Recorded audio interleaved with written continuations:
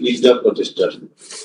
The daughter of Sheikh Hasina. Moreover, the prosecution executed a pen drive CD containing telephonic conversation of Sheikh Hasina, the Dhaka University Vice Chancellor K.M. Maksud Kamal, Dhaka South City Corporation Mayor Fazlul Tapor, and Hasanul Inu.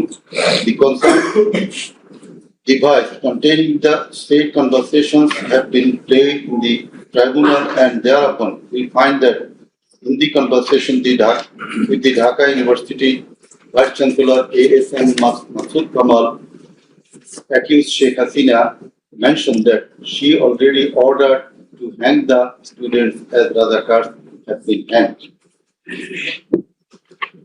Now I am mentioning the substantial portion from this conversation with A.S.M. Maksud Kamal, the accused Vice Chancellor of Dhaka University. Sheikh Hasina, তো রাজাকারের তো ফাঁসি দিছি, এবার তাদেরও তাই করব, একটাও ছাড়বো না, আমি বলে দিচ্ছি। শেখ হাসিনা, কোন দেশে বাস করি আমরা? এদেরকে বাড়তে বাড়তে তো রাজাকারদের কি অবস্থা হয়েছে দেখিস নাই, সবগুলোকে ফাঁসি দিছি, এবার তোদেরও ছাড়বো না। শেখ হাসিনা, সব এইগুলাকে বাই করে দিতে হবে, আমি বলে দিছি, আজকে সহ্য করার পরে অ্যারেস্ট করবে, ধরে নেবে এবং যা অ্যাকশন নেওয়ার নেবে।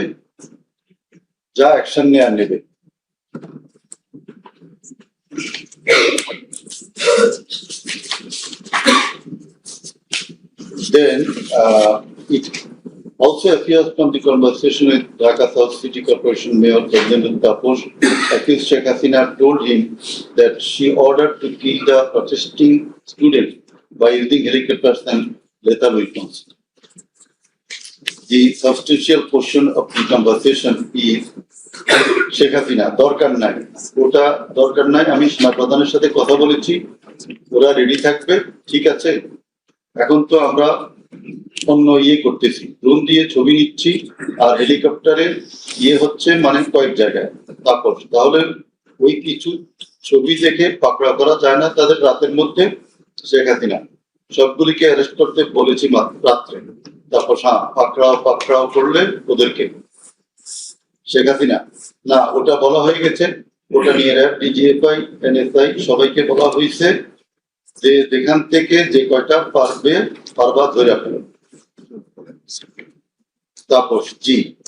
শেখ হাসিনা, ওটা বলা আছে, আর এখানে গ্যাদারিং দেখবে সেখানে, আর যেখানে গ্যাদারিং দেখবে সেখানে ওই উপর থেকে করাচ্ছি, অলরেডি শুরু হয়েছে কয়েকটা জায়গায়।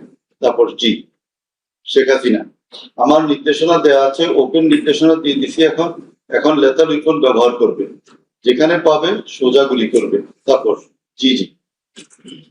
শেখ হাসিনা, না পড়াইয়া দিছে, মেশিন পত্র সব পড়ে গেছে, আমি বলছি যা পড়াতে, ও আমাদের সেতু ভবন পড়াইছে।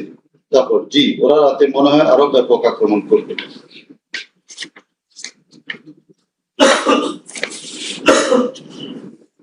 In the conversation with the Hasanul Inu, accused Sheikh Hasina mentioned of bombing upon the protesters from the helicopter. The substantial portion, relevant portion from the conversation. Sheikh Hasina, না আমি বলছি ক্যাজুয়ালিটির দরকার নাই, ওরা ব্যারিকেড নিয়ে আছে তো ঠিক আছে, আকাশ থেকে নামবে, তখন দুই পাশ দিয়ে ধরবে, মেসেজটা দিয়ে দিতে পারেন যে সেনা পাঠানো হচ্ছে আর হেলিকপ্টার দিয়ে সোজা বম্বিং করা হবে, র্যাবের হেলিকপ্টার দিয়ে উপর দিয়ে মারবে।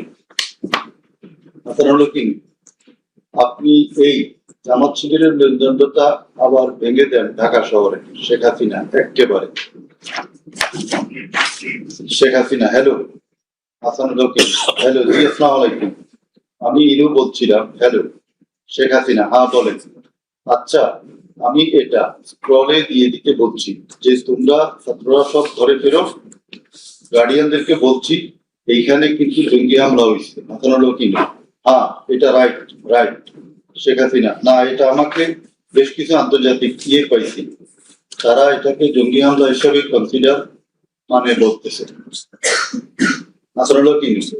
হ্যাঁ, জঙ্গি হামলাই হয়েছে, এই কার্ডটা খেলবো আমরা এখন। শেখ হাসিনা, না কার্ড খেলা না, এটা আমি আগে করি নাই, কিন্তু আমাকে আন্তর্জাতিক সংস্থা থেকে মেসেজটা দিচ্ছে যে এটা জঙ্গি হামলা। আসলে কি জঙ্গি সন্ত্রাসের মোকাবিলা করছে এখন সরকার, শেখ হাসিনা। তারা আমাকে এটাই বলছে যে এটা জঙ্গি হামলা, দিয়ে দিব paper.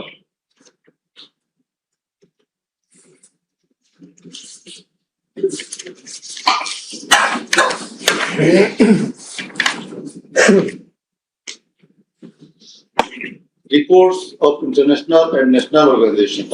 United Nations Human Rights Office made an investigation into July-August 2024 atrocities in Bangladesh and mentioned in its report that the following inhuman and unlawful acts were committed upon the protesters during the movement, and reports as follows. Reported as follows. Based on direct testimony from senior officials involved and other inside sources, OHCHR was able to establish that the integrated and systematic effort using the entire range of police, paramilitary, military and intelligence actors, as well as violent elements linked to the Awami League to commit serious violations and abuses occurred with the full knowledge, coordination and direction of the political leadership. The then Prime Minister and Home Affairs Minister led parallel efforts to coordinate the security and intelligence apparatus. Both received regular reports of the situation on the ground from multiple sources. According to senior official testimony, reports provided to the Prime Minister by senior officers on 21 July and in early August specifically conveyed concern about excessive use of force. Both political leaders and the leadership of Bangladesh Police and the Army also carried out site visits that would have provided them direct personal knowledge of violations that had taken place or were ongoing. Furthermore, the political leadership issued direct orders and other directives authorizing and guiding operations by BGP, BGRI, the Bangladesh Police and its executive branch that involved serious violations of human rights against protesters and other civilians, including extrajudicial killings and arbitrary detention. Based on reported deaths complied by governmental and non-governmental sources in combination with other available evidence, OHCHR assesses that as many as 1,400 people have been killed during the protest. The vast majority of troops were killed by military rifles and shotguns loaded with lethal metal pellets commonly used by Bangladesh's security forces. Thousands more suffered severe, often life-altering injuries.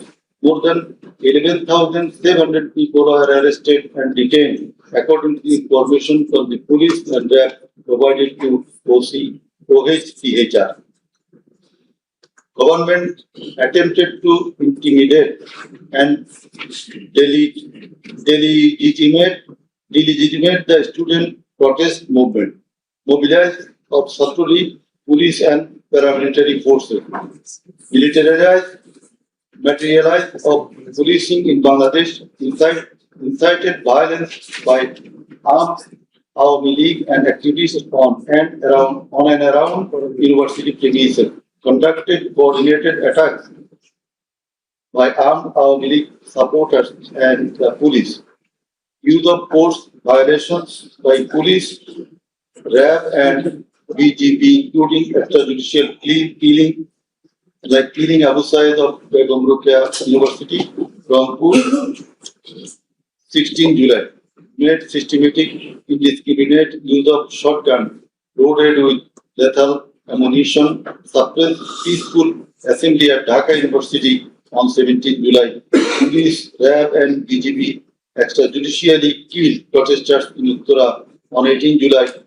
Disproportionate and indiscriminate use of firearms in response to violent unrest, indiscriminately shooting in Rampura and Batta by BGP and police on July 19, violently cleared the Dhaka Chattogram Highway in Jatrabari on between 16 to 21 July. Extrajudicial killings to suppress the march to Dhaka on August 5 involved the army who shot at protesters at Jamuna Future Park on 5th August 2024. Used helicopter to intimidate and deployed possibly unlawful force, obstructed of medical care and denied necessary medical documentation, obstructed medical treatment of victims.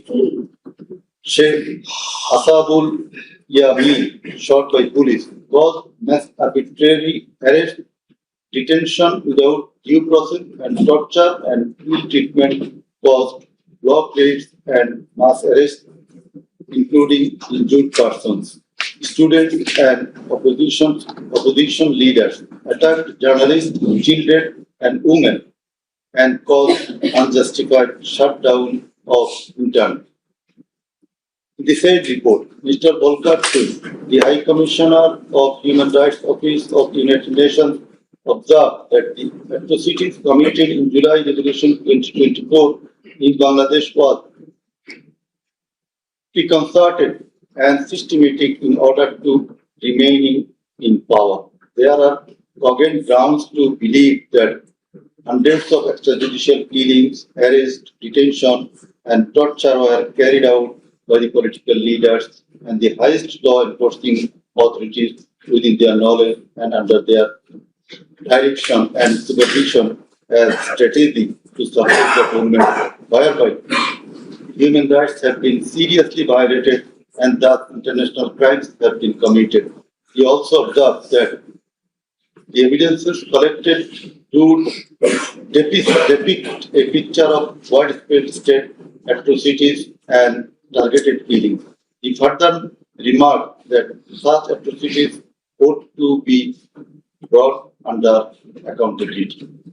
There are many other similar reports by the Global Institute International Truth and Justice Project, Bloodshed in Bangladesh, World Report 2025 of Human Rights Watch. Then we are going to videos of the occurrences. It appears from the serial list contained in Volume 4, captions, serial list, and documentary evidence that a good number of videos of the alleged occurrences have been seized by the investigating officer, which are described below. Number 1.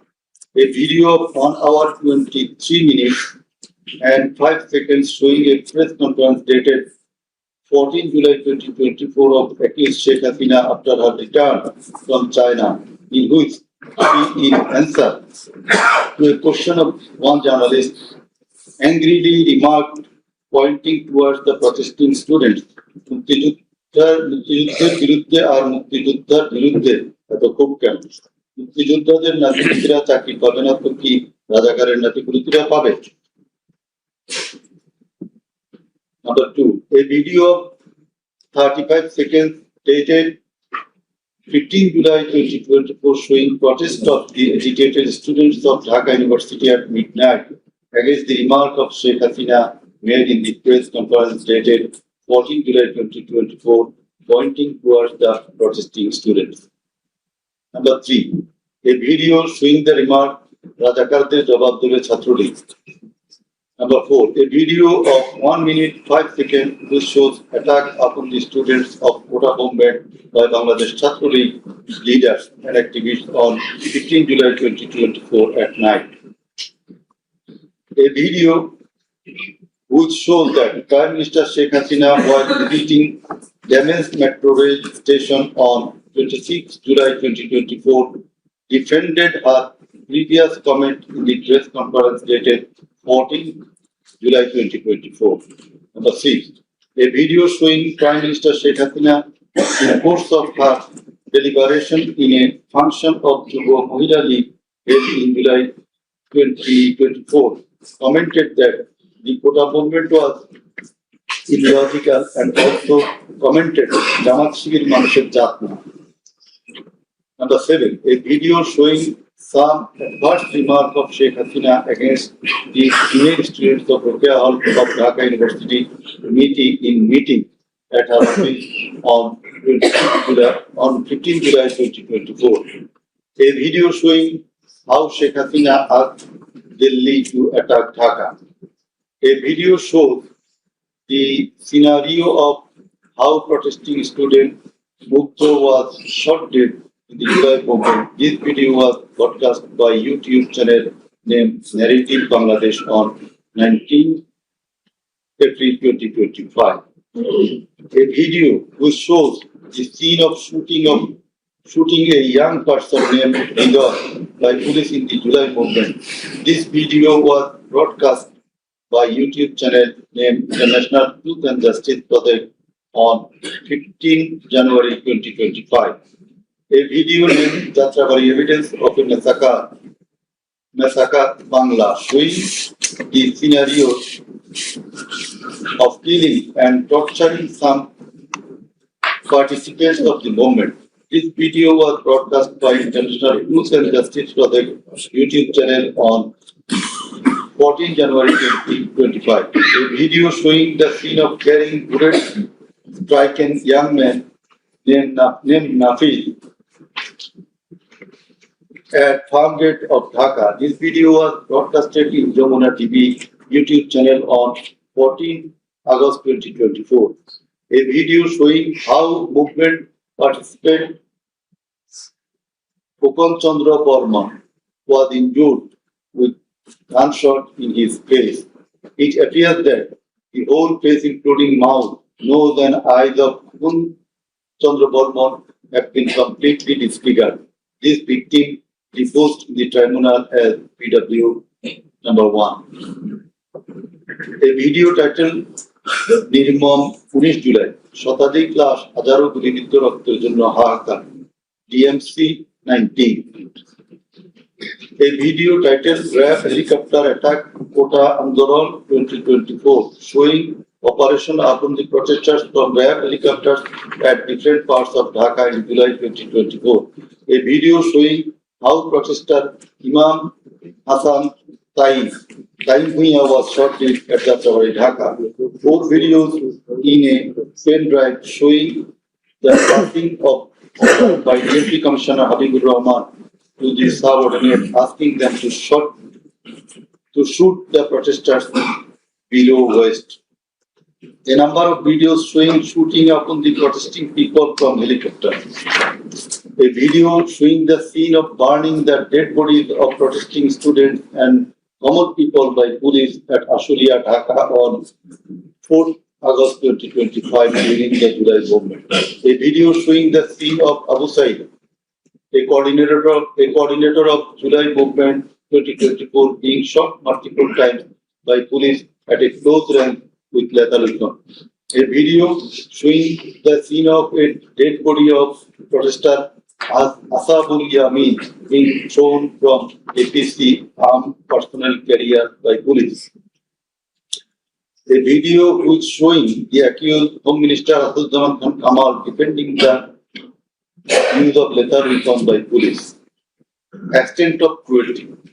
It transpires from the evidences that cruelty of the extreme level was administered upon the dead and injured protesters. Police and activists of Awami League, Chhatra League and Jubo League blocked the entrance and exit of ambulances carrying the enduring protesters. Hospitals were asked not to give admission to the injured protesters. It appears from the testimony of PW2 that in some cases, patients were searched by police and ruling party activists. Doctors were intimidated and some of the doctors were transferred due to giving treatment to the protesting injured person. PW3 Parveen deposed that she found an injured young man shouting, "Save me, save me," under Jatrabari flyover. Blood was coming out from both of his eyes. Parveen pulled him up and put him on her shoulder and looking for a rickshaw. And then 14 to 15 armed police shot them. The injured man being hit by bullets fell down from her shoulder. They also shot PW Parveen at her left eye, lower abdomen and other parts of the body. Blood was coming out of her body and thus she fell down. Coordinator of the movement, Abu Said of Dhaka University, Rampur, was shot at a program. Doctors are forced to change his blood post-mortem report 5 times. PW89 Chikdar was shot at a close distance of 5 meters. He was hit by 500 bullets and 3 hospitals refused to admit him, apprising that Prime Minister Sheikh Hasina instructed to refuse admission to the protesting patients. BW8 also said that Satru League activists were searching him and as such, he was hidden in separate rooms by the doctors. It is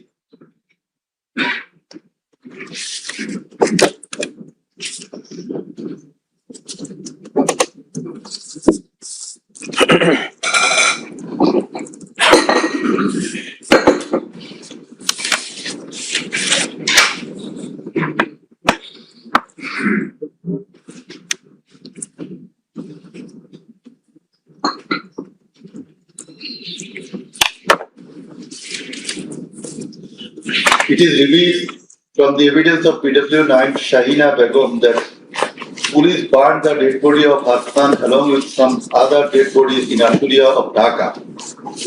PW10 MD Enab Nazir Zaki also stated that his son was killed and then the dead body was burned by police in Ashulia. We find from the testimony of PW10, Asabul was shot dead and set ablaze. It appears from the testimony of PW13, Dr. Mohammad Mahfuz Rahman, that most patients admitted to the hospital had no scars. The detective branch members had forbidden the doctors not to be serious in the treatment of the protesting patients and also that they had been instructed from the higher authorities not to release the protester patients admitted there. The patients were mostly aged 30 to 30 years. The DB also asked the doctors not to admit any more patients injured in the movement. This witness also said that in order to hide the injured patients from the sight of DB personnel, the doctors adopted some tactics like changing the names of the patients and the type of injury in the admission register and recording road accident or other reasons instead of bullet wounds. It appears from the evidence of PW15 Dr. Hassanul Banna that police and Awami League activists prevented treatment of the protester patients, prohibited new admission of such patients, checked admission register, took over a list of patients, sat down at the entrance of the hospital and prevented entrance and exit of the ambulances and patients. This witness also said that one patient named Mustaqim Billah was admitted through an alternative entrance. To save the protester patient, the doctors had to change the name of the patient and particular of their problems. Remove them from the general ward to the post-operative ward, ICU special cabin. He added that treatment was given to such patients at risk of life of the doctors. We find from the deposition of PW18, Dr.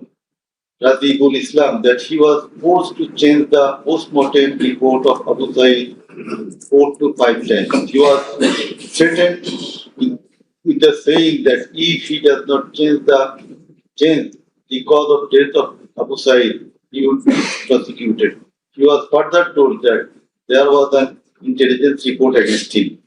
PW19 Shariful Islam was injured in the combat in Kustia. 62 pellets were removed from his body and 500 more pellets are still remaining in his body. It is revealed from the evidence of PW21 Dr. Zakia Sultana that on 18 July 2024 they received 200 patients aged about 14 to 25 years with bullet injury. On 19 July 2024, also similar number of patients with bullet injuries were admitted in the hospital. Numerous patients with bullet injuries were admitted on 4th, 5th, 6th August 2024. It further appears from the evidence of this witness that out of episodic patient, 193 lost one eye forever, 11 lost both eyes forever, 28 lost vision of both eyes, and 47 lost vision of one eye. It appears from the evidence of TW22, Mr. indicates that while his son Maruf Hussain, after being shot by police, was being taken to the hospital, a policeman poked the wounded area of his son with the rifle butt. PW23 Amena Akhtar reports that while Home Minister Asadzaman Kamal and IGP Chaudhry Abdullah Mamun were passing across the Trabari, one police officer was showing them a video of their attack on protesters and said, "Guli kori ekta, more ekta, ahuto hoy ekta, ektai jay, bakita jay." It transpires from the testimony of PW27, Dr. Mashouk Ahmed, that Catholic activists stopped ambulance carrying protesting wounded near Shahidullah Hall of Dhaka University. They also checked the patient identity, asked the doctors not to treat the wounded protesters and also not to be so serious in their treatment. He further said 5 doctors were transferred elsewhere due to rendering treatment to protesters with bullet injuries. This witness also stated that the direction of the gunshot wounds of the patients treated on 19, 20, 21 July and 4-5 August in Dhaka Medical College Hospital was from the top to the bottom. It meant that the gunshot was done from above, which obviously implies helicopter. It appears from the evidence of PW47 Nahid Islam reports that bullets were fired from helicopter and that many false cases were filed against the protesters and also that the activists of Aum League, Jubilees and Chhatro League prevented the treatment and burial of protesters. Further, some of the protesters were forcibly disappeared and many dead bodies of the protesters were concealed. He himself and some other student leaders were abducted. PW48 Ali Ahsan Junaid stated that on 15 July 2024, Chhatro League activists brutally attacked and injured the Dhaka University students, hindered going to the hospital and tortured them in the hospital. He further said that the protesters were fired from the helicopter. We find from the evidence of PW54, MD Alamgir, investigating officer, that the protester named Ashabul Yamin was thrown down from the APC by the police.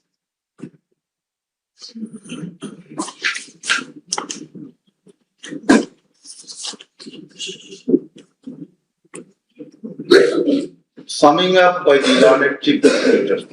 The learned chief prosecutor advanced argument on conclusion of the testimonies of the prosecution witnesses. He submitted that the instant case is an unprecedented and unexceptional one in the history of this subcontinent.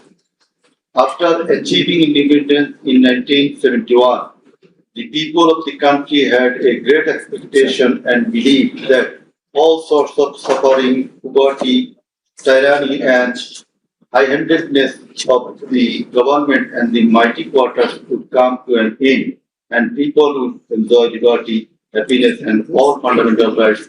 But all these have been doomed to ashes. The learned prosecutor dubbed the ruling party Awami League as fascist from the very inception of independent Bangladesh, the Awami League government concentrated to perpetuate its power by way of exploitation, torture, killing, abduction, denial of democracy and fundamental rights of the people, freedom of press and speech, as well as social justice, and thereupon established dictatorship by forming Baksha.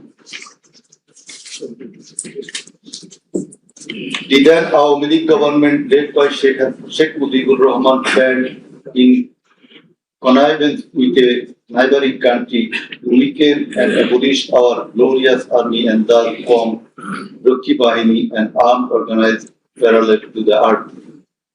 In the like way, after coming to the power in 2008, Sheikh Hasina's government committed the same acts like torture, abduction, killing, false prosecution, imprisoning, confinement, enforced the appearances, and also dominated judiciary, restricted the freedom of press and freedom of speech. Sheikh Hasina oppressed the critics, writers, journalists, members of civil societies, lawyers, and judges, and ousted many of them from the country. The then Chief Justice Sheikh Hasina, eminent writer and journalist, as well as historian Mahmudur Rahman, politician and journalist Pinaki Bhattacharya, Shafiq Rahman, Ilyas Hussain, Kanak Sarwar, Mushfiqul Fadl Ansari, Oliullah Numan, Shahid Alam, Jawad Mirjor, Tasneem Khalil, Zulkarnain Shaher, Barrister Abdul Razak.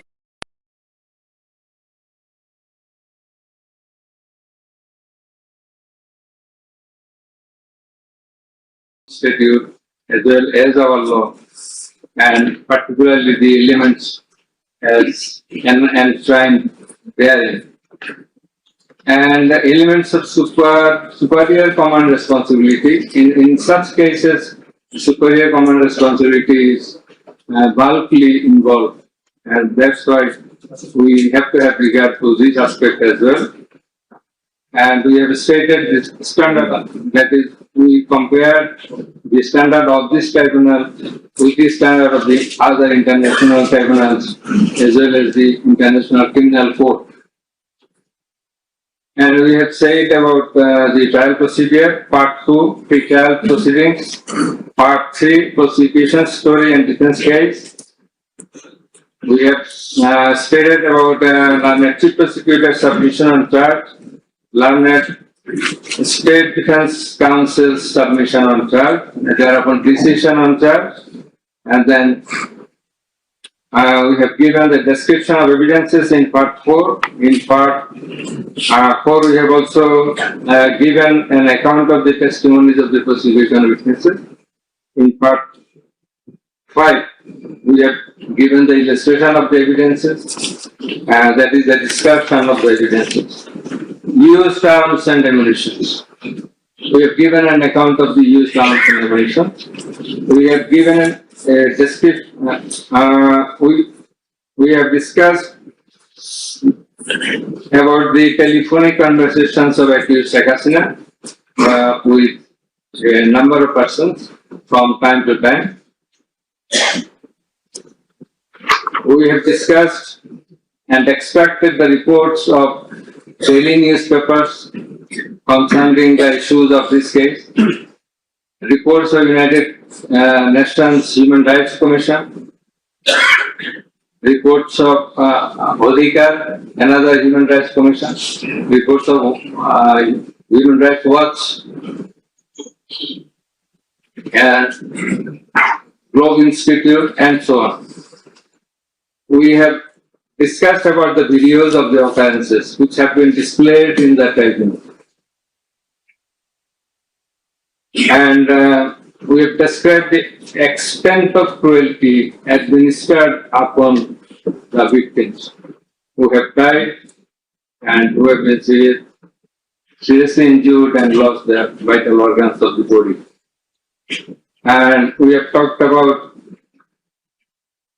seized alamots We have given account of the murders, number of murders, in accordance with the Gazette notifications published by our government and in accordance with the reports of United Nations Human Rights Commission and other organizations. In this context, I want to say that the exact report of martyrs or the victims or the sufferers or the injured person or those whose whereabouts could not be traced, this is quite natural.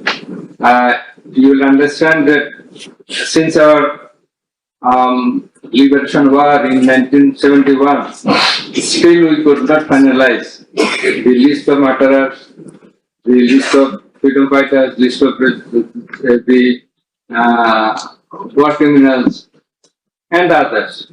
So there are lists, but it varies. So you say time limit, it may vary. Somewhere you find the figure 800, somewhere 1000, somewhere 1400. So substantial amount of the protesters have been killed. This is the fact. We have described the police messages and directions passed from the high-ups to the downwards for doing the needful to control the protesters, curfew orders. Then in part 6, we have described, we have given an account of the learned chief prosecutor's arguments, the points of argument, the pertinent points of argument have been described. We have also described the pertinent points of argument raised by the learned State Defense Council. Thereafter, we have given an account of our observations and inference. And finally, we pass the order. So, this is all about the judgment. Now we will read out the very pertinent portions of the judgment, one by one. At first, our line number 2.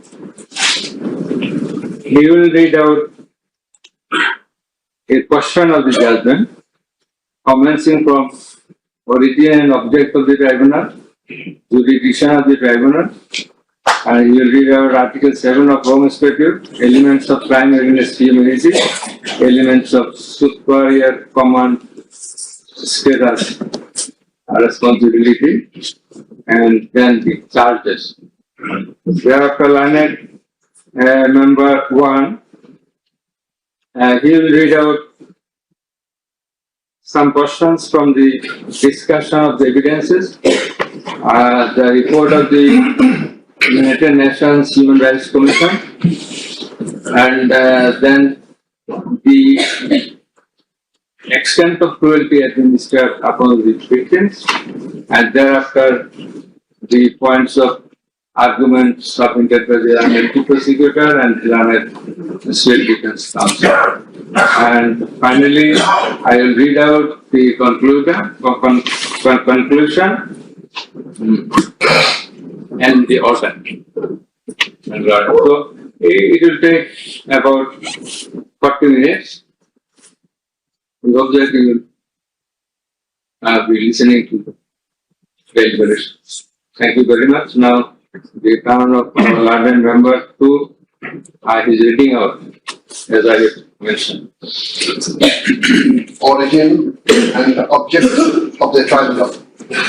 The International Crimes Tribunal has been established under the International Crimes Tribunal Act 1973 to provide for the detention, prosecution, and punishment of the persons for genocide, crimes against humanity, war crimes. The conversations recorded in DVD, CD and the videos of the occurrences have been examined by the CID experts who found that the said conversations and videos are not generated by artificial intelligence. In addition to the incitement, order, participation of the accused in the alleged atrocities, the accused are liable for their abstention from taking measures for the prevention of the same or taking any punitive measures against the doers thereof. Being the Prime Minister, accused Sheikh Hasina was the Supreme Commander of the law enforcing agencies, inclusive of the Home Minister and the Inspector General of Police, and as such, the crimes against humanity in question could not take place without the involvement, express or tacit of them. The learned chief prosecutor added that the movement of the students continued for 36 days, during which, as stated herein before, hundreds of protesting students and common people were killed and thousands were seriously injured, most of whom became permanently handicapped and blind. But accused Prime Minister Sheikh Hasina and the other accused and none of the government authorities or the leaders of the ruling party Awami League expressed concern or remorse for such atrocities so far.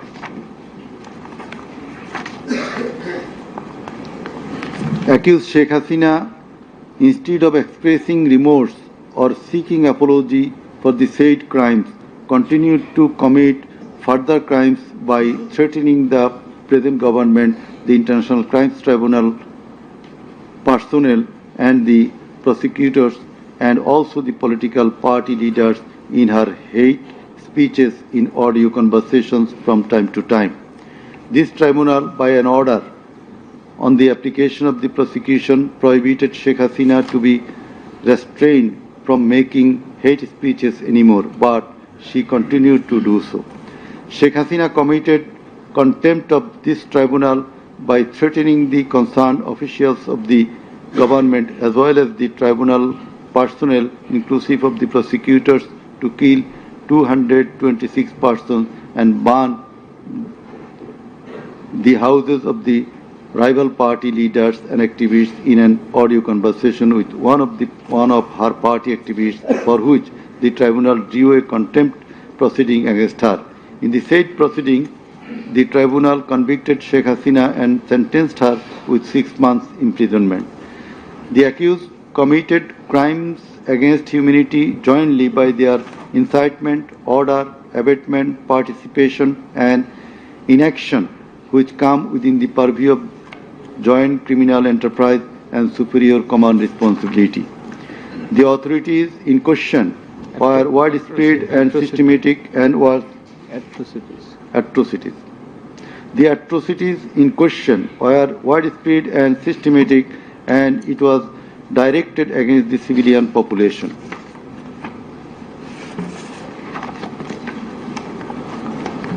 The learned chief prosecutor concluded his submission with the saying that in the circumstances it has been proved and established beyond reasonable doubt that the accused committed the crimes against humanity by their incitement, order, participation, abatement, and also inaction, whereupon they deserve the maximum punishment as prescribed by Section 3, subsection 2, A, G, H, and Section 4, subsection 1, subsection 2A, 4.2b, 4.2c, and 4.3 of the International Crimes Tribunal Act 1973.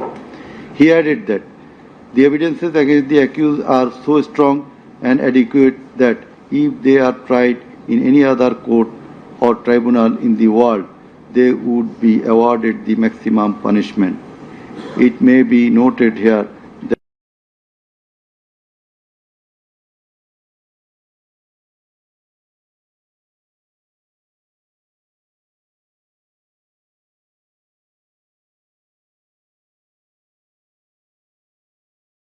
and other crimes under international law committed within or beyond the territory of Bangladesh, whether before or after commencement of the act.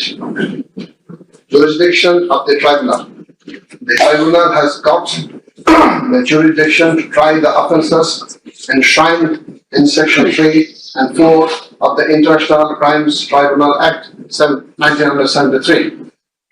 Section 3 provides, the tribunal shall have the power to try and punish any individual or group or individuals, organization, or any member of any disciplined force, auxiliary force, or intelligence agency who, irrespective of his nationality, commits or has committed within or beyond the territory of Bangladesh, whether before or after the commencement of this act, any of the crimes mentioned in its subsection 2.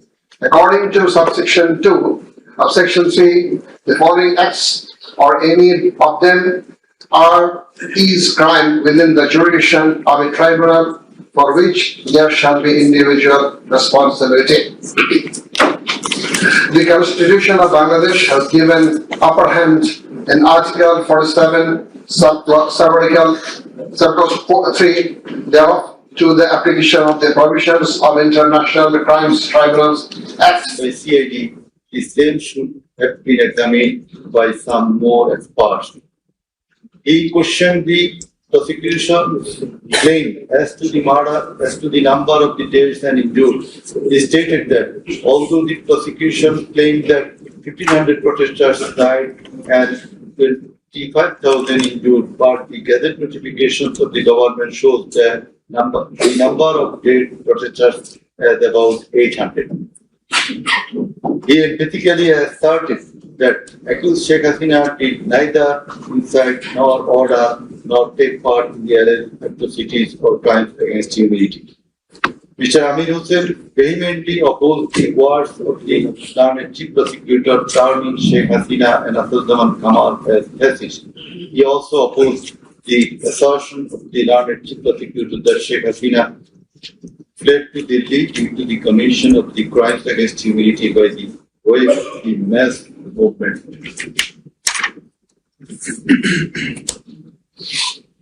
Rather, she was compelled to depart the country against her will. The Iran State Defense Council argued that the attack in question was neither widespread nor systematic nor directed against the civilian population.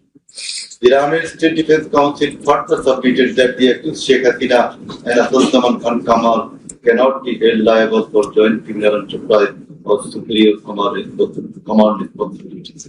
He finally submitted that accused Sheikh Hasina and Abdul Kamal are quite innocent, and as such, they deserve to be acquitted of the charge. Now, the Honorable Chairman of the Tribunal, Mr. Justice Muhammad Chaudhary, will read out the final portion of the judgment. Thank you.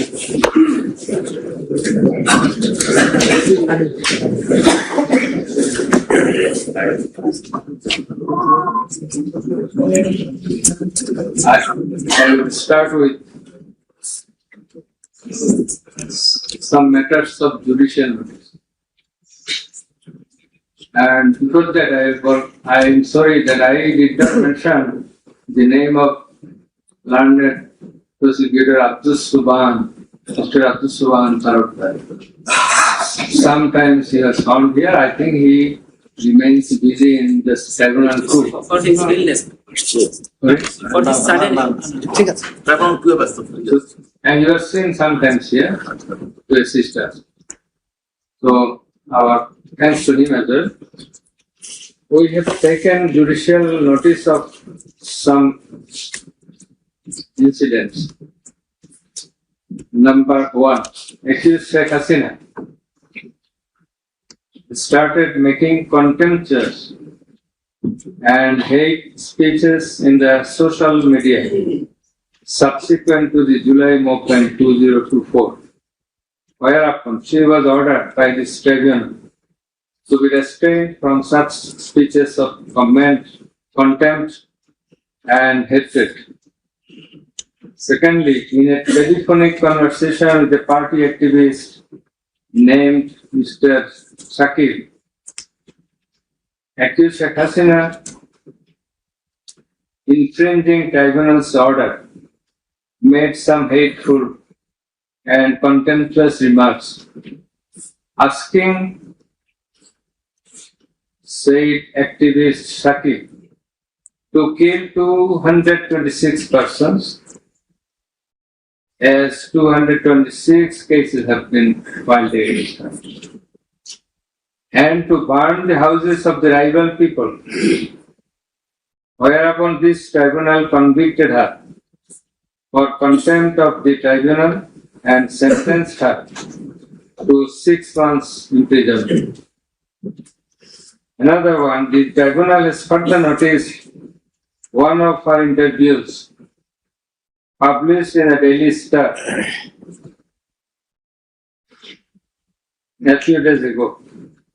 The date has not been noted here, in which she impliedly admitted that atrocities had certainly taken place in July movement 2024.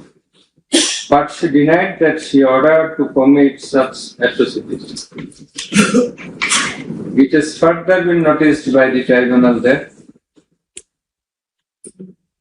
in another interview with a YouTube channel named Desh Soma of India, accused Prime Minister Sheikh Hasina admitted her responsibility for the July 24 atrocities in the words, within quotation, as the leader of the country, I assume ultimate leadership responsibility. Furthermore, we have noticed that Sheikh Hasina made an interview with Daily Anandabazar of India on 7 November 25, wherein she admitted her superior command responsibility. So you may find the newspaper. Now I will start with our observations and inference. From the foregoing findings, facts and circumstances, it transpires that the students of Dhaka University and other academic institutions had launched a movement on 1 July 2024, demanding reformation in the quota system in the government jobs, and continued the same till 5 August 2024. The government did not pay heed to the demands of the students.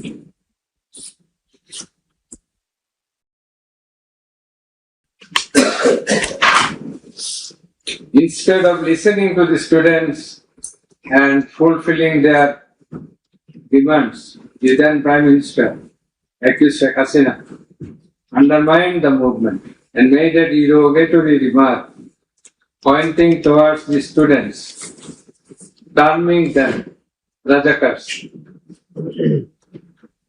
The term is an objurgation. In Bangla, this is a gali. In her words, Mukti Jodha Natiputira Chakri Pabe na to Rajakare Natiputira Pabe. As the aftermath of aforesaid objurgation and the derogatory remark of accused Sheikh Hasina, the students, including female students who were at the forefront of Dhaka University, burst into a rage and assembled at the Raju Bhaskarya,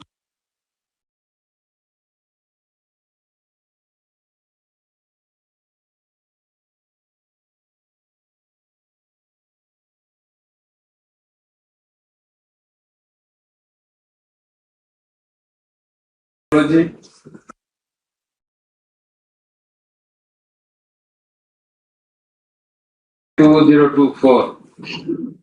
accused Sheikh Hasina held a telephonic conversation with Dhaka University Vice Chancellor A.S.M. Maksud Kamal, and in course of the conversation, Sheikh Hasina said, Rajakarer রাজাকারদের তো ফাঁসি দিয়েছি, এবার তোদেরও তাই করব, একটাও ছাড়বো না, আমি বলে দিচ্ছি।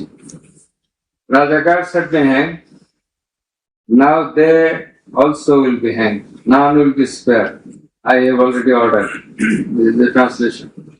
She again said, রাজাকারদের কি অবস্থা হয়েছে দেখিস না, সবগুলোকে ফাঁসি দিছি, এইবার তোদেরও ছাড়বো না। In the said conversation, Sheikh Hasina further said, আমি বলে দিচ্ছি আজকে সহ্য করার পর অ্যারেস্ট করবে, ধরে নেবে এবং যা অ্যাকশন নেওয়া হবে। And it is crystal clear that Sheikh Hasina expressed her incitement to the activists of her party Awami League and affiliates, Chhatr League and Yuva League, and also gave provocation to the protesters, and furthermore she expressed that she ordered to kill and eliminate the protesting students. The concerned pen drive CD containing the above conversation as well as the transcript thereof have been submitted in the tribunal. In addition to the above, on 15/7/2024, our League Secretary and Cabinet Minister Ubaidul Qadir made another provocative remark, saying, Andolon Damane Chhatr League যথেষ্ট.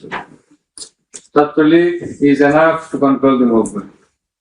Whereupon the protesting students of Dhaka University burst into anger and vehemently protested against Sheikh Hasina, Ubaidul Qadir and the government. The activists of Chhatr League, Yuva League attacked the protesting students with various deadly weapons and severely injured hundreds of them, whereupon they had to be hospitalized. The attackers impeded the injured students proceeding to the hospital and also impeded their treatment. Moreover, the attackers made further attacks upon the students undergoing treatment in the hospital. In consequence of the above noted incitements of Sheikh Hasina, in the press conference on 14 July 2024, her order to kill them, as revealed in her conversation on the following night with Dhaka University Vice Chancellor, and also the provocative and aggressive remark of our League Secretary Ubaidul Qadir, the law enforcers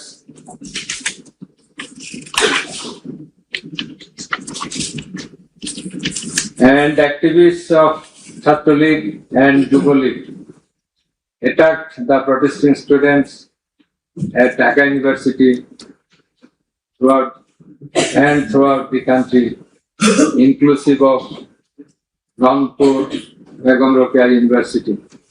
And in furtherance thereof, police shot Begum Rokeya University student Abu Said repeatedly at a close range, whereupon he succumbed to the gunshots.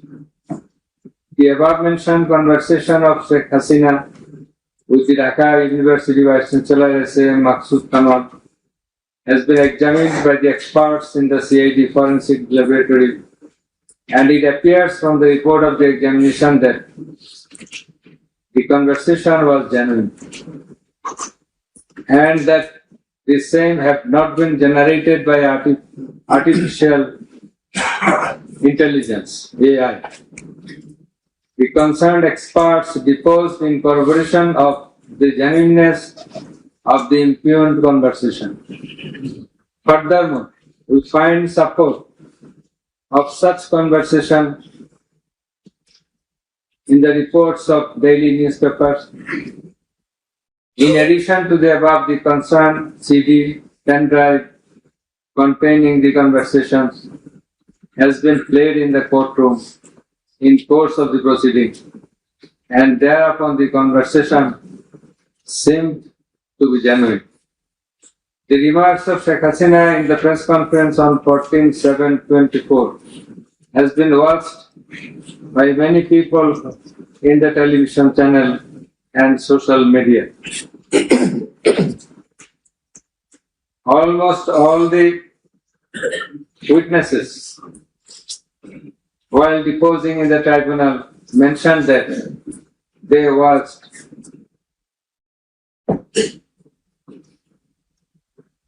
the videos in the media. Moreover, the national daily newspapers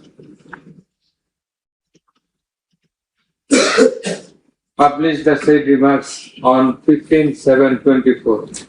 The remark of Ubaidul Qadir was published in the news certification, over and above said inciting remark and killing and order of killing by Sheikh Hasina and the provocative remark of Ubaidul Qadir have not been denied by them. Although State Defence Council, the Lord and State Defence Council for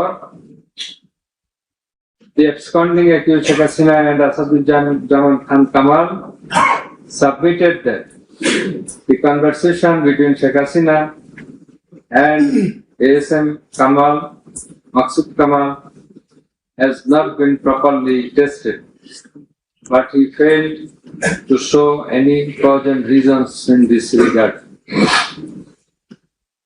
The prosecution witnesses proved the attack upon the Dhaka University students by the activists of Abu League, Chhatra League and Yuva League following the incitement and Sheikh Hasina's order of killing, as well as the provocative remark of Ubaidul Qadir. Sheikh Hasina ordered the law enforcing agencies to use drone for locating the congregating protesters and thus to use helicopter and lethal weapons to kill them. Such order has been disclosed by Sheikh Hasina in her telephonic conversation on 18/7/2024 with Dhaka South City Corporation Mayor Fazle Noor Tapor, as it has been read before, and also with Hassanul Haq Ino. The concerned pendrive CD containing the aforesaid conversations have been submitted in the tribunal. The said conversations have been examined in the forensic laboratory of CID, and the concerned experts found that the conversations are genuine and not generated by artificial intelligence, AI. Moreover, the pendrive CD containing the conversations in question have been played in the courtroom, and we have heard the conversations, and thereupon it appeared to us that the conversations are real, not fake and fabricated. Accused Prime Minister Sheikh Hasina, accused Home Minister Asaduজ্জামান Khan Kamal, accused Inspector General of Police Chaudhry Abdullah Al Mamun acted jointly in connivance and collaboration with each other to commit the atrocities in order to kill the protesters throughout the country.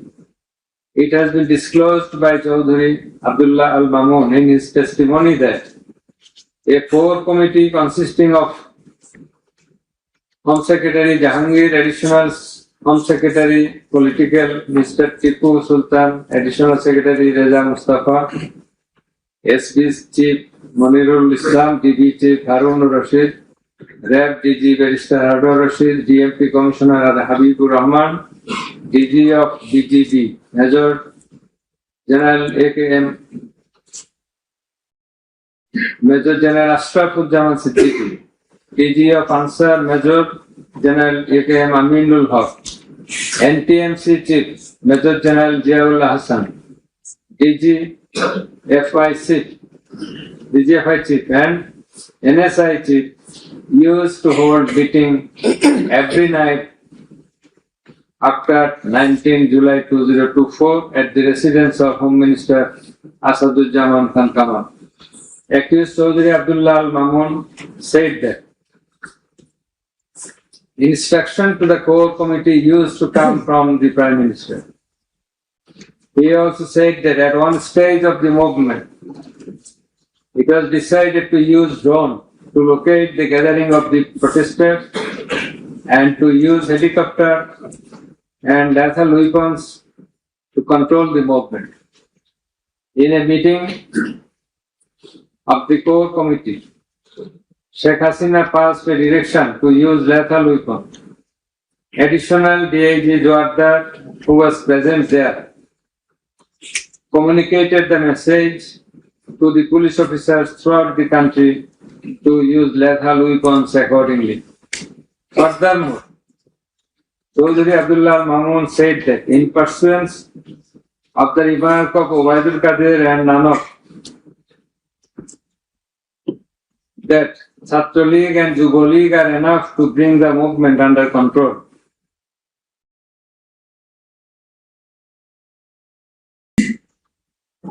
He further said that following such remarks, activists of Chhatra League and Yuva League attacked the students of Dhaka University.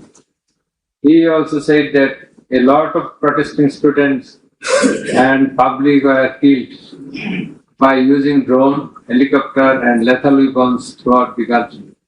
Accused Chaudhry Abdullah Al Mamun further asserted in his testimony that he, along with Home Minister Asaduzzaman Khan Kamal, Home Secretary and BNP Commissioner, went to Nayanganj on 29/7/24 to observe the situation of the movement, and on the way they stayed for a while in front of Jatrabari police station, and then DC Iqbal of Wari Zone showed a video to the Home Minister on his mobile and said, "We shoot one, that one dies, that one gets injured, but the others do not move."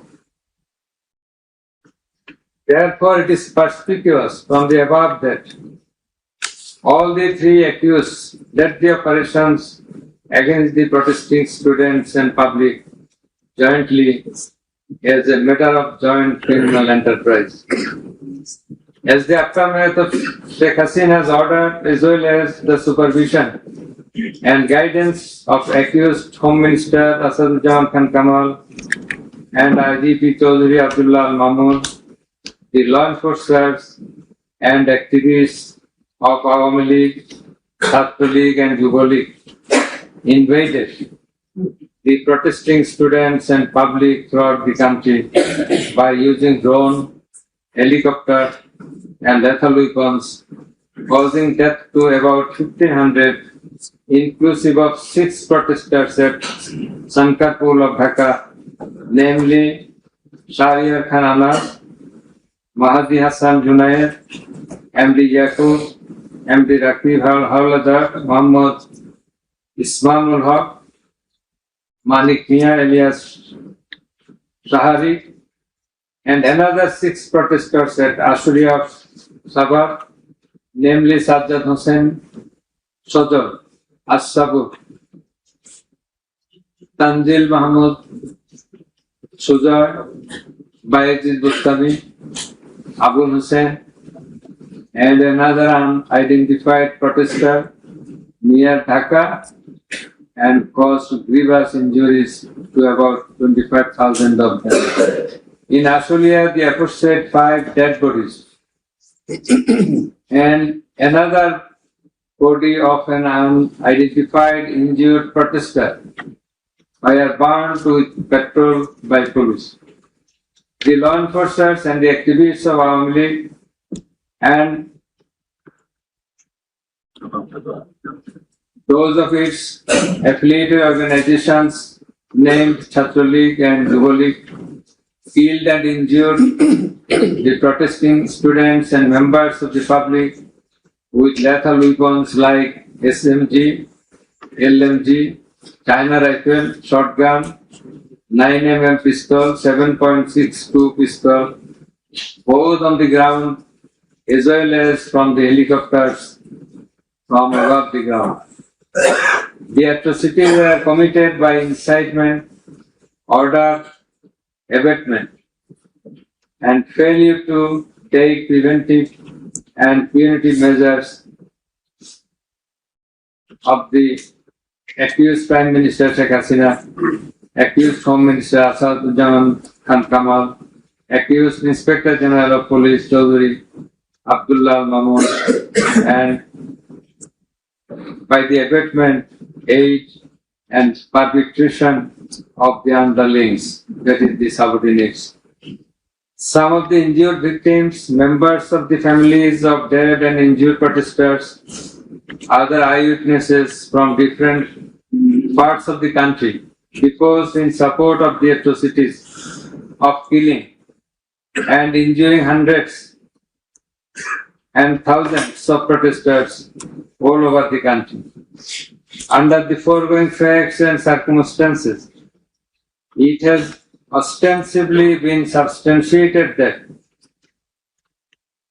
the atrocities of killing and gravely injuring the protesting students and public took place almost all over the country. In view of the testimony of the investigating officer, the atrocities during the movement, July movement 2024, the atrocities occurred in 50 districts and lethal weapons were used in 41 districts of Bangladesh. We also find that victim witnesses from many districts testified in the tribunal stating that killing and injuring the students and common people took place in their respective districts during July movement 2024. Thus, it is clear enough that attack in question was directed against civilian population and it was widespread and systematic. Therefore, in the atrocities of killing and gravely injuring the protesters, as aforesaid, accused Prime Minister Sheikh Hasina committed crimes against humanity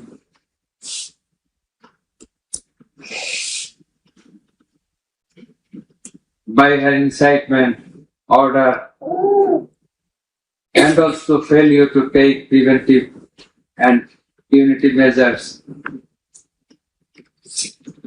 Under charge 1, accused Sheikh Hasina committed one count of crimes against humanity by her order to use drones, helicopter, and lethal weapons. Under charge number 2, count 1, accused Prime Minister Sheikh Hasina committed crimes against humanity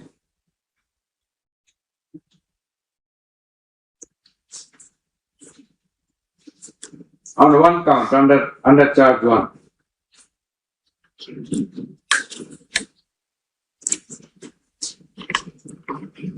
Accused Asaduddin Khan Kamal and Chaudhry Abdullah Mamun committed crimes against humanity by their abatement in the use of drones, helicopter, and lethal weapons. Under charge number 2, count 2. Accused Asaduddin Kamal and Chaudhry Abdullah Mamun committed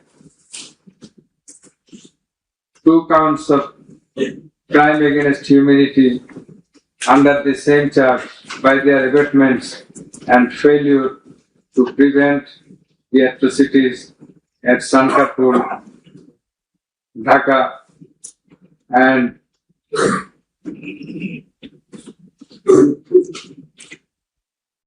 also committed crimes against humanity by their abatements and failure to prevent the atrocities in Ashulia, Sabah, Dhaka under the same charge. Accused Sheikh Hasina, the Prime Minister, and as the President of Awami League and the controlling authority of all affiliated organizations, was the superior commander of the said party leaders and activists, as well as the Home Minister and Inspector General of Police. That is, accused Sheikh Hasina and two other accused were in the superior and subordinate relationship.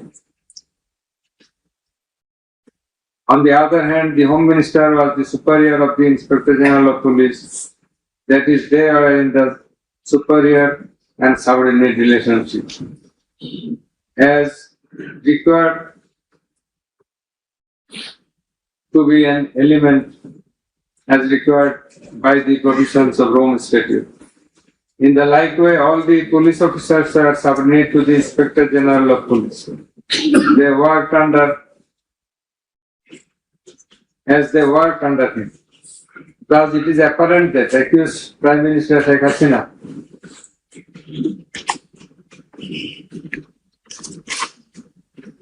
had superior control status over accused Asadujaman Khan Kamal and accused Chaudhry Abdullah Al Mamun, whereupon it was her responsibility to take measures to prevent the atrocities in question, which continued for about a month.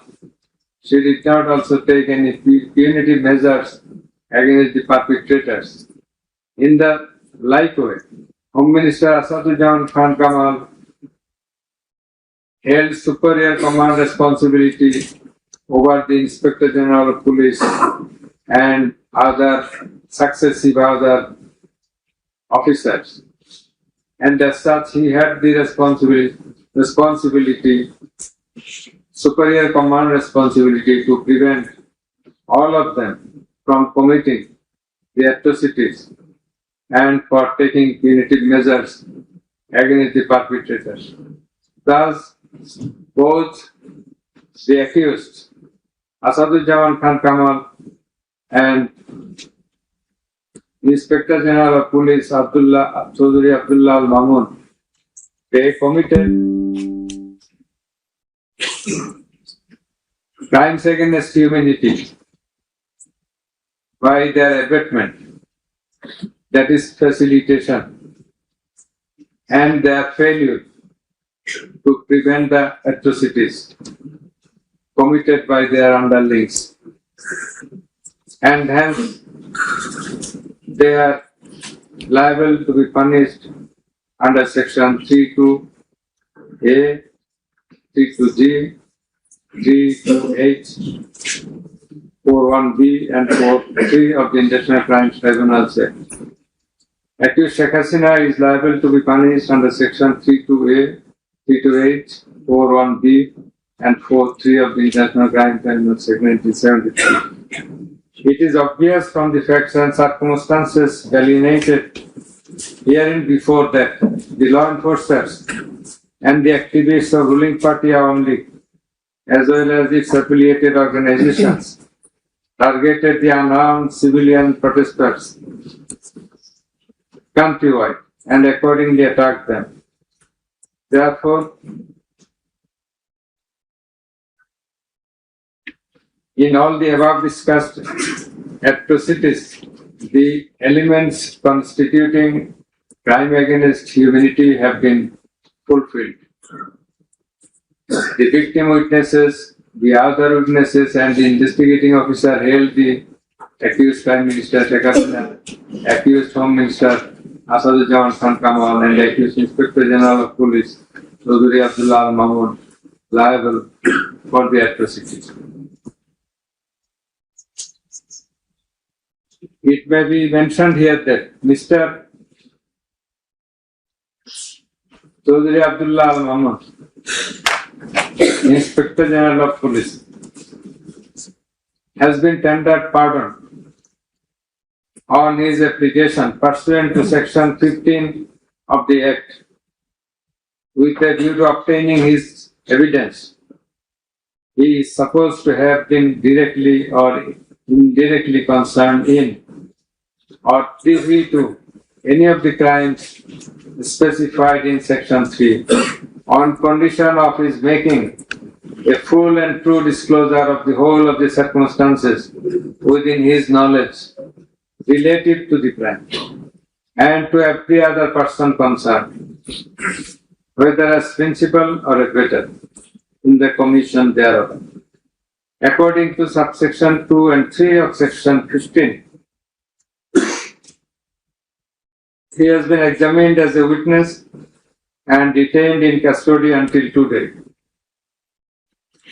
It appears to the tribunal that he made a full and true disclosure of whole of the circumstances within his knowledge relative to the crime and to every other person concerned, both as principal and abettor in the commission thereof.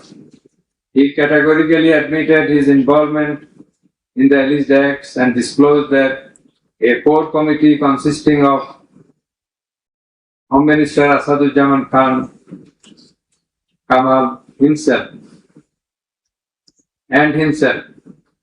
used to hold meeting every day at the residence of accused Home Minister Asadujaman Khan Kamal to take decisions as to the necessary measures to face the movement of the students and to pass the instructions and to pass necessary instructions.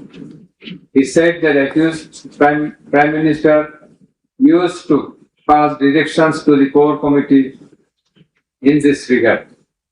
This accused also said that Sheikh Hasina directed them to use drone to trace the location of the protesters and to use helicopter and lethal weapons to kill the protesters. He mentioned that chain of command in the police service was not maintained. In most of the cases, the highest authority used to communicate or contact the mid-level officers like Additional Commissioner Harun Rashid, Additional Commissioner Monirul Islam. Accused Prime Minister Sheikh Hasina passed the direction in presence of Additional Deputy Commissioner Praloy Kumar Jwardar during a core committee meeting. And as such, Jwardar conveyed the direction to all the concerned officers throughout the country. Direction means the direction to use helicopter and lethal weapons as well as drones. Chaudhry Abdullah Al-Mamun also mentioned in his testimony that he had a clean image and track record throughout his service for long 36 years. There had been no allegation against him during his long tenure.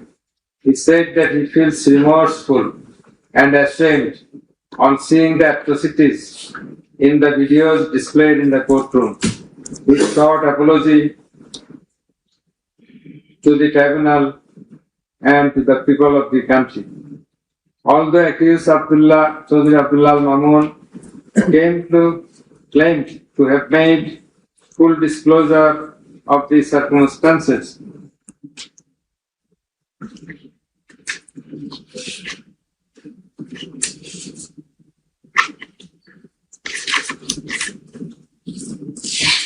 and we do also believe that he made a full and true disclosure. But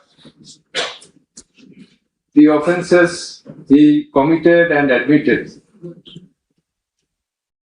is punishable with the capital sentence.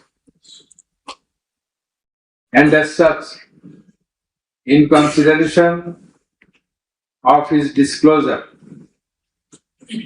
and the gravity of the offences, we do incline to convict him and award him a lenient sentence, which will be declared later on. By the aforesaid acts and omissions, the accused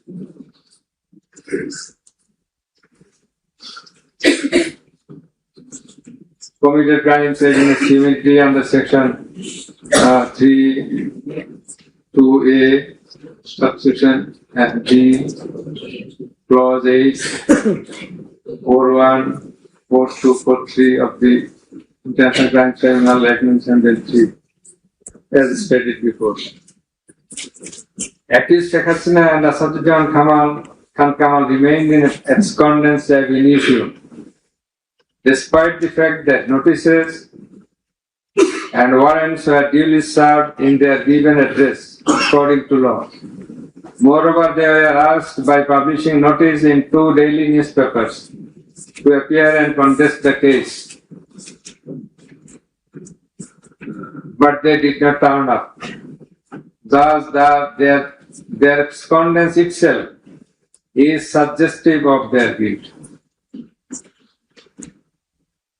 The learned State Defence Council contended that the trial of the accused persons under the International Crimes Tribunal Act 1973 is not tenable, since the Act was passed in the Parliament for the purpose of trial of the criminals of War of Independence in 1971. While arguing this, the learned State Defence Council perhaps did not have a perusal of the provisions of the Act as well as the preamble thereof. The preamble of the Act says that the Act was made in order to provide for detention, prosecution, and punishment of the persons for genocide, crimes against humanity, war crimes, and other crimes under international law, and for the matters connected therewith. Section 3 of the Act provides that the said crimes committed both before and after the commencement of the Act, before 1973, after 1973, are triable by the International Crimes Tribunal. Whereupon the contention of the learned State Defence Council is not tenable in law. Moreover, Article 47 of the Constitution of Bangladesh has given upper hand to the International Crimes Tribunal Act 1973 over the Constitution itself. The State Defence Council also contended that for the purpose of proving atrocities throughout the country, witnesses from all over the country have not been examined. In this context, we have to say that witnesses from many parts of the country have been examined, and they have adequately proved the atrocities in almost every part of the country. The victims, the family members of the dead and injured protesters, as well as the eyewitnesses, gave their testimony, which are enough for the proof of the charges. Quantity of witnesses is immaterial, while there are small number of qualitative witnesses. Still, the number of 54 witnesses examined by the prosecution is not small. The learned State Defence Council also alleged that the audio conversations in question have not been examined by more than one department like CID. In this regard, we would hold that the genuineness of the report of CID has not been challenged, nor has the report been proved ingenuine, whereupon no other department was in need of holding further examination thereof. It is the further allegation of the learned State Defence Council that accused Sheikh Hasina and Asaduddin Khan Kamal did not incite or order the commission of the crimes against humanity as alleged, nor did participate in the commission thereof, and thus they deserve to be acquitted. The learned chief prosecutor, in course of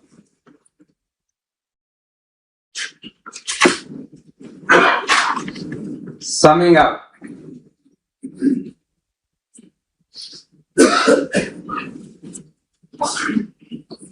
asked for passing necessary order restraining Awami League from running activities as a political party.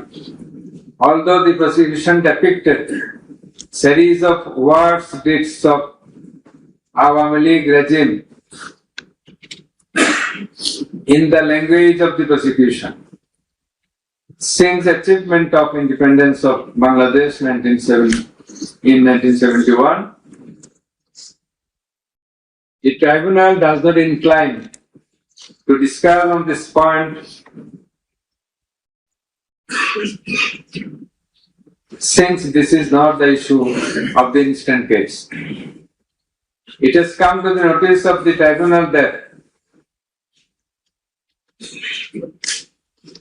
accused Sheikh Hasina, in defiance of the orders of the tribunal to appear and contest the case, has given interviews in the media wherein she denied the allegations leveled against her in this case and also made some derogatory remarks. I have noted this aspect beforehand, but in some of her interviews, she impliedly admitted her superior command responsibility. The United Nations Human Rights Commission categorically stated in its report that the political leaders issued direct orders and other directives authorizing and guiding operations by BGB, RAF, DGFI, Bangladesh Police, and Detective Branch that involved serious violations of human rights against protesters and other civilian, including extrajudicial killings and arbitrary detention. It has been stated in the report that 1,400 people have been killed by use of lethal weapons during the July movement 2024. By the political leaders, the United Nations Human Rights Commission meant the highest government authorities. The authorities in question are unprecedented in the history of Bangladesh.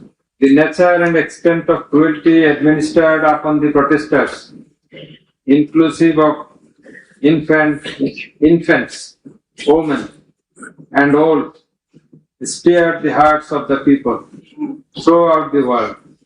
On seeing the scenario of death and injured protesters and their outcry in the videos displayed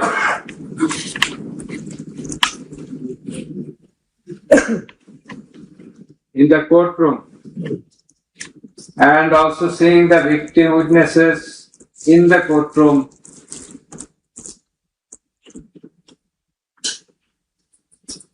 for giving testimony, who lost their scalp, eyes, nose, hands, and legs. Any human being will fail to be in the normal state of mind seeing such scenario. Such atrocities must be brought to an end at any cost. Justice must not fail. In view of all the above facts and circumstances and findings, it is hereby ordered that accused Sheikh Hasina be found guilty on 3 counts under charge 1. Count number 1, incitement. Count number 2, order to kill.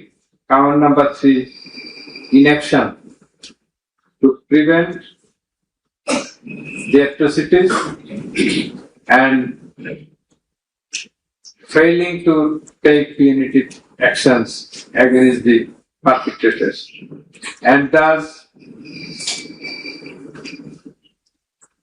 she is punishable. She is liable to punish under Section 3, Subsection 1A, Section 3, Subsection 2, Clause G, Section 3, Subsection 2, Clause H, Section 4, Subsection 1, Clause B, and Section 4, Subsection 3 of the International Crimes Tribunals Act 1973 under the charge number 1. But we do hold that for all these 3 counts of crime against humanity, we do incline to award a single sentence, that is,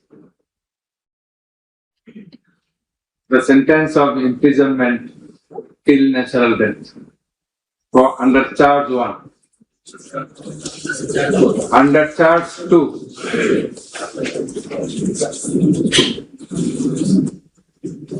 accused Sheikh Hasina is liable on 2 counts. On 1 count, there are several counts. For 1 count, that is passing the order for deploying drones, helicopters, and using lethal weapons to kill the protesters. She committed crime against humanity under Section 3, Subsection 2A and Section 4, Subsection 1B of the International Crimes Tribunal Act 1973.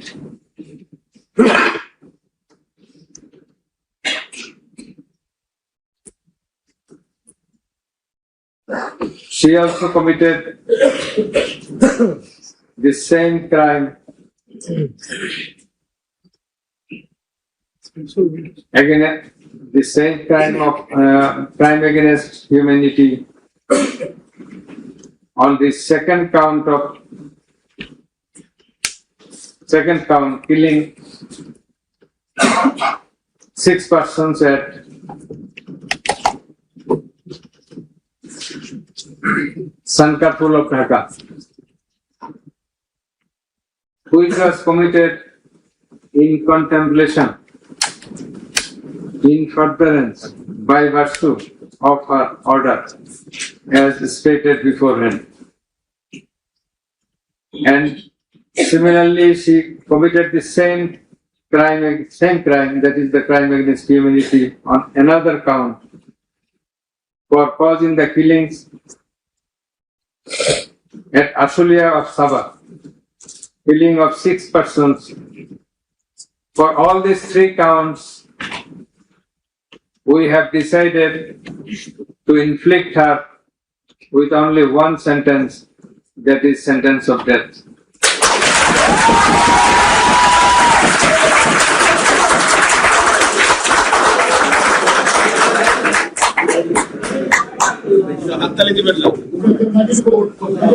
Please.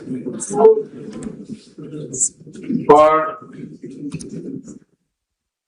আপনাদের বিনীতভাবে অনুরোধ করছি আদালতের decorum, ট্রাইব্যুনালের decorum maintain করার জন্য। আপনাদের যা উচ্ছ্বাস, যা এক্সপেকটেশন, যা প্রকাশভঙ্গি, সেটা আদালতের ট্রাইব্যুনাল রুমের বাইরে গিয়ে করলে সেটা আরো শোভনীয় দেখা যাবে। Thank you. Please tell him.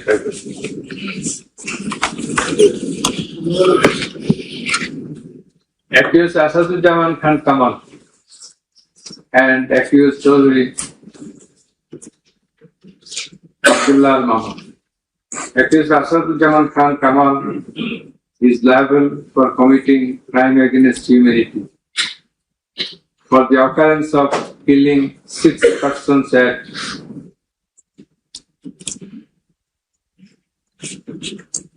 Sankarpur of Dhaka.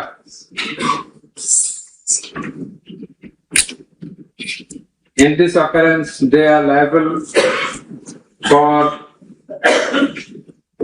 committing crimes against humanity by their abatement and failing to prevent the atrocities and also to failing to take necessary preventive measures, punitive measures. And thus, Asaduজ্জামান Khan Kamal is held liable for the commission of crime against humanity under section 32A, 32G, 32H, 41E, 43 of the International Crimes Tribunal Act 1973 for the commission of killing of 6 persons both at Sankarpur and 6 persons at Ashulia of Sabah. And for both the occurrences, he committed 4 counts of offences, that is crime against humanity, 4 times, by his abatement and failure to take necessary actions in Sankarpur, by his abatement and failure to take necessary action at Ashulia. So for all these 4 counts, we have decided to award a single sentence of death to Asaduজ্জামান Khan Kamal. As regards Chaudhry Abdullah al-Mamun, as I have elucidated before, he has contributed to the trial of this case by making full and true disclosure of the circumstances within his knowledge. Yet, he also admitted, and he was involved in all the occurrences throughout the 36 days of movement. Considering both his contributions, his admissions, with the material evidences to the tribunal to arrive at the correct decision, and also in consideration of the gravity of the offense, we are both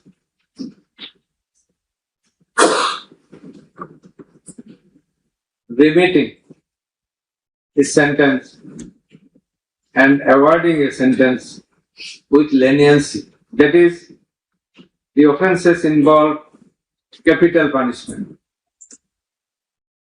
But for his contribution, we have decided to inflict him with a sentence of imprisonment for 5 years.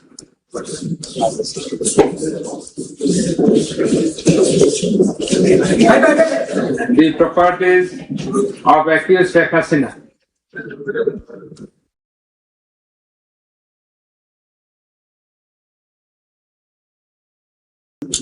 and accused Asaduজ্জামান Khan Kamal in Bangladesh be confiscated in favor of the state. The government is directed to pay considerable amount of compensation to the protesters concerned in this case, who have been killed in July movement 2024, and also to take measures to pay adequate compensation to the wounded protesters in consideration of the gravity of their injury and loss. The sentence shall be carried out In accordance with the provisions laid down in section 20, subsection 3 of the International Crimes Tribunal Act 1973, preferably pursuant to the long-standing practice. Let a copy of this judgment be transmitted to the District Magistrate Dhaka for necessary action. Let copy of the judgment be supplied to accused Chaudhry Abdullah Mamun according to law. The absconding accused will not get any copy at the moment. So thank you all very much. Statute as well as our law, and particularly the elements as enshrined therein. And the elements of superior command responsibility. In such cases, superior command responsibility is bulkily involved, and that's why we have to have regard to this aspect as well. And we have stated the standard of the tribunal. That is, we compare the standard of this tribunal with the standard of the other international tribunals as well as the International Criminal Court. And we have said about the trial procedure, part 2, pre-trial proceedings, part 3, prosecution story and defense case. We have stated about learned chief prosecutor submission on charge, learned state defense counsel's submission on charge, thereupon decision on charge, and then we have given the description of evidences in part 4. In part 4, we have also given an account of the testimonies of the prosecution witnesses. In part 5, we have given the illustration of the evidences, and that is the description of the evidences. Used arms and ammunition. We have given an account of the used arms and ammunition. We have given a description. We have discussed about the telephonic conversations of accused Sheikh Hasina with a number of persons from time to time. We have discussed and extracted the reports of daily newspapers concerning the issues of this case, reports of United Nations Human Rights Commission, reports of Dhaka, another Human Rights Commission, reports of Human Rights Watch, and Globe Institute, and so on.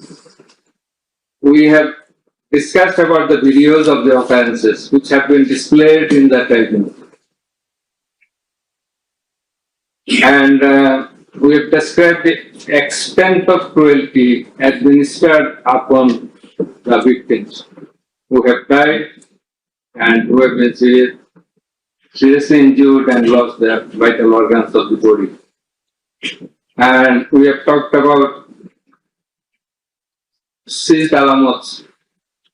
We have given account of the murders, number of murders, in accordance with the Gazette notifications published by our government and in accordance with the reports of United Nations Human Rights Commission and other organizations. In this context, I want to say that the exact report of murders or the victims or the sufferers or the injured person or those whose whereabouts could not be traced, this is quite natural. You will understand that since our liberation war in 1971, still we could not finalize the list of murderers, the list of freedom fighters, list of the war criminals, and others. So there are lists, but it varies. So you see time limiter, it may vary. Somewhere you will find the figure 800, somewhere 1000, somewhere 1400. So substantial amount of the protesters have been killed. This is the fact.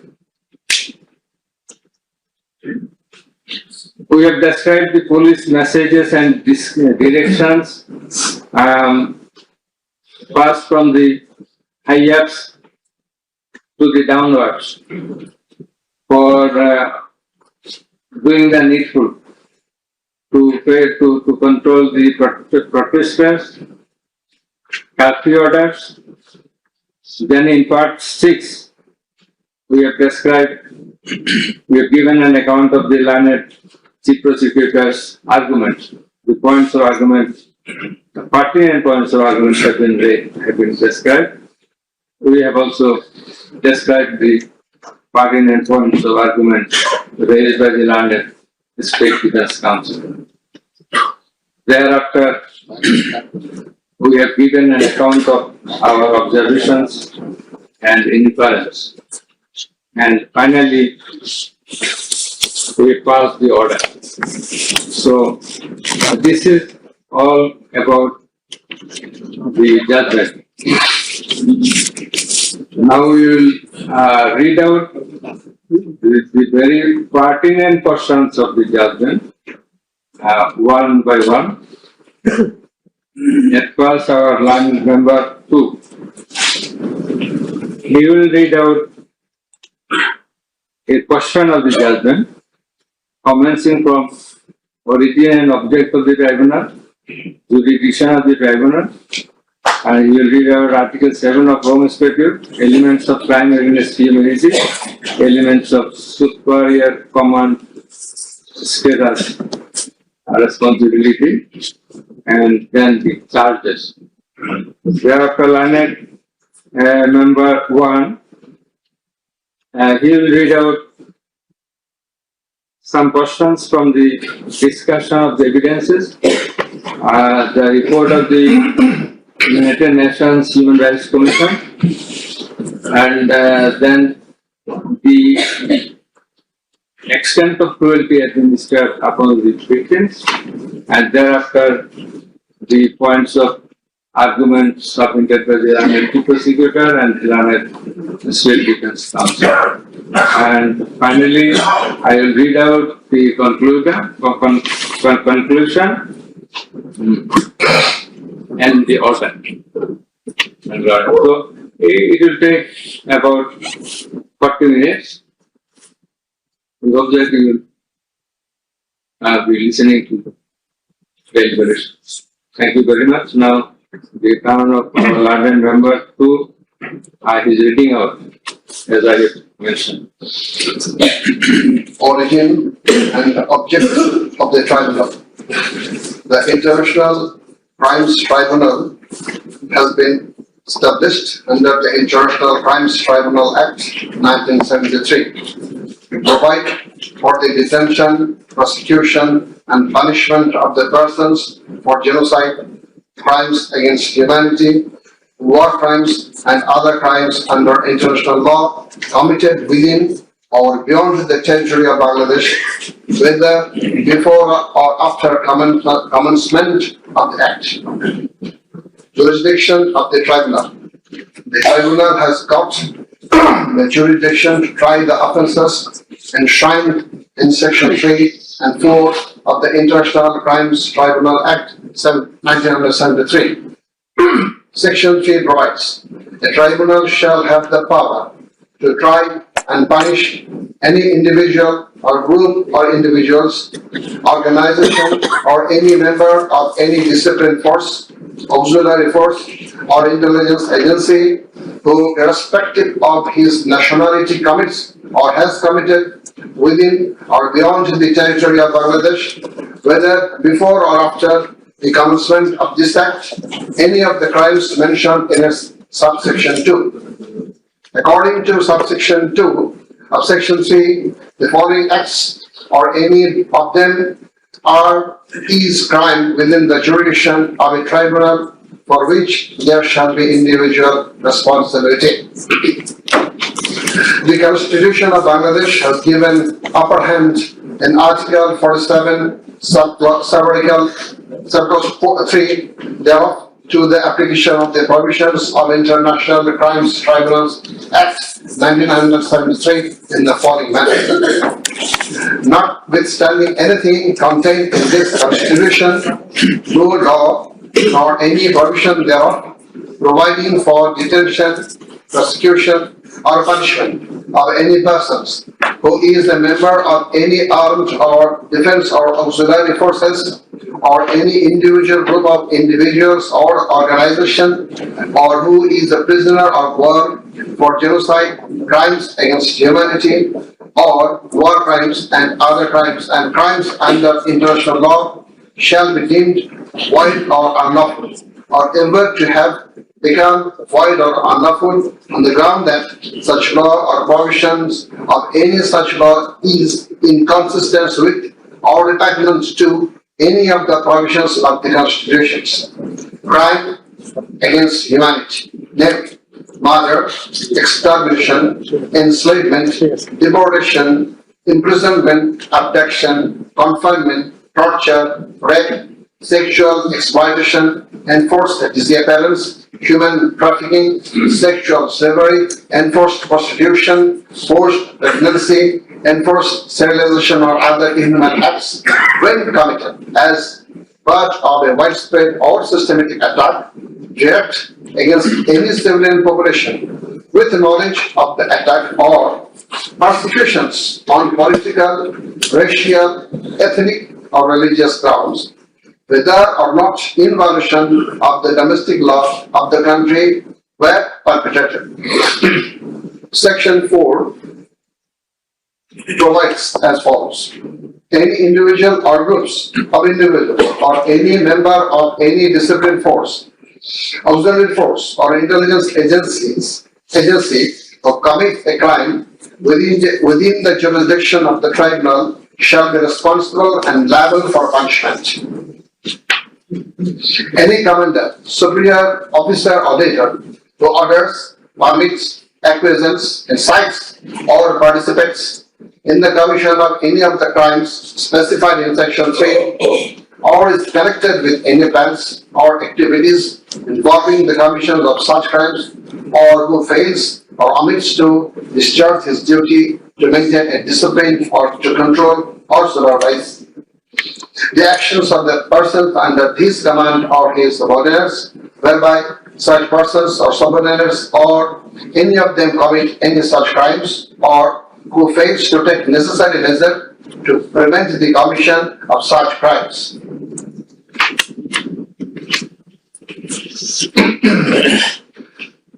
Now, crimes against humanity according to Rome statute. For the purpose of this statute, crime against humanity means any of the following acts when committed as part of a widespread or systematic attack directed against any civilian population with the knowledge of the attack, A. Murder, and weighing the relevant ones, murder, torture, other inhuman acts of a similar character intentionally causing great suffering or serious injury to body or to mental or physical health. The core offense in the instant case is the crime against humanity. Thus, we have to see what elements are required to constitute this crime. In view of section 3 and 4 of the Act, there must be an attack. B. The attack must be widespread or systematic. C. The attack must be targeted a civilian population.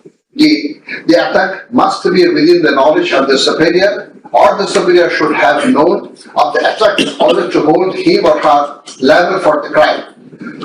The superior must have been in the control over the concerned subordinates. Elements of superior command responsibility. From the jurisprudence and eminent from the international crimes tribunals, it is generally agreed that 4 elements must be given for a person to be held responsible as superior. The elements are: 1. An international crimes must have been perpetrated by someone other than the accused. 2. There existed a superior subordinate relationship between the accused and the perpetrator. 3. The accused as a superior knew or had reason to know that the subordinate was about to commit such crimes or had done so. 4. The accused as a superior failed to take the necessary and reasonable measure to prevent such crimes or punish the perpetrator.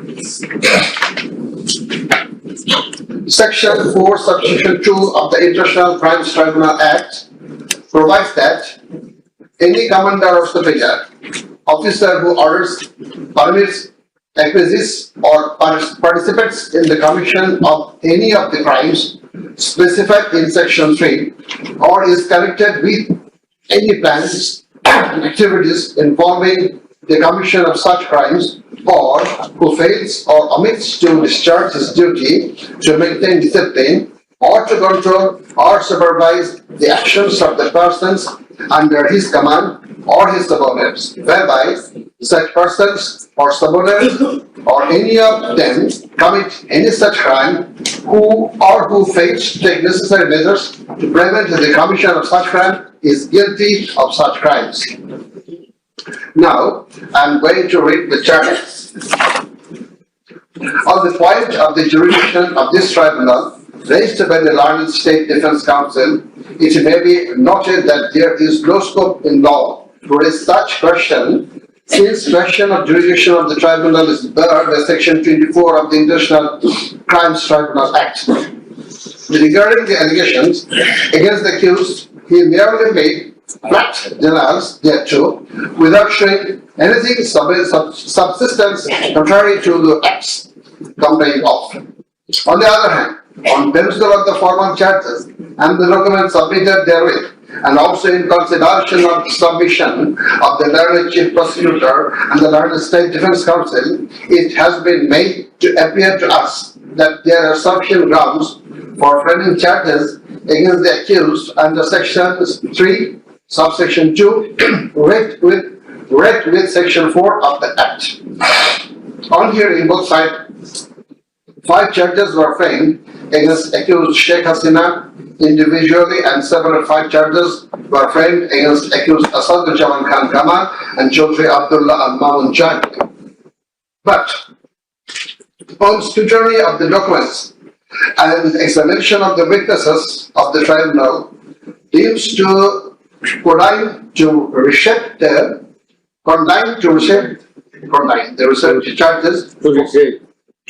the charges for ends of justice, and accordingly the same charges framed earlier have been modified in the following manner. Charge number 1.